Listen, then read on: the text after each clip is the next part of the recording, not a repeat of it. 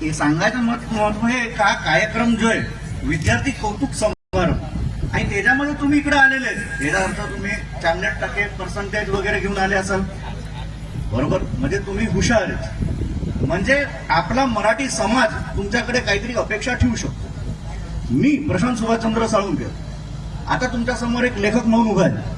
आतापर्यंत मी all over India किंवा गुजरातमध्ये 35 सारख्या कॉम्पिटिशनमध्ये पहिला नंबर मी घेऊन आलो.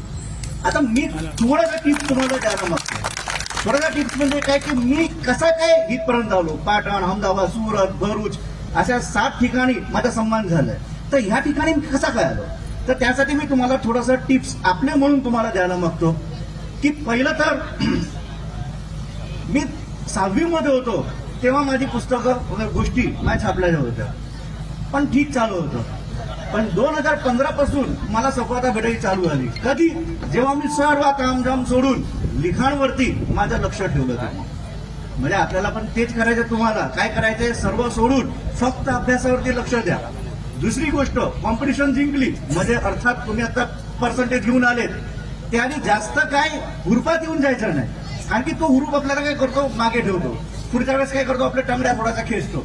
जास्त हुरपात यायचं नाही. आपल्याला पुढे अजून करायचे. हे झालं ते झालं, आता पुढे काय करायचं आपल्याला. आता आणले 90%, पण अजून 10% का नाही आले? आपण आणले 98%, अजून 2% का नाही आले? त्या 2%चा आपल्याला विचार करून पुढच्या वेळेस काय करायचं, आपल्याला पुढे वाढायचं. जी चूक झाली ती परत नाही झाली पाहिजे. माझे पर्सेंटेज कमी आले तर का आले, थोडंसं मनोमंथन त्याचं करायचंय.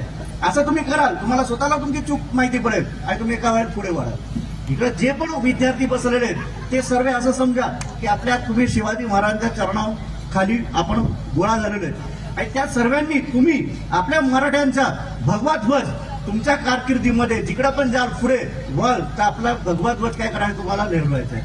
आपला मराठी माणूस अग्रेसर असला पाहिजे, पुढे असला पाहिजे आणि त्या सर्वांची जबाबदारी तुमच्या हातात आहे. आभार. जय भवानी, जय शिवाजी.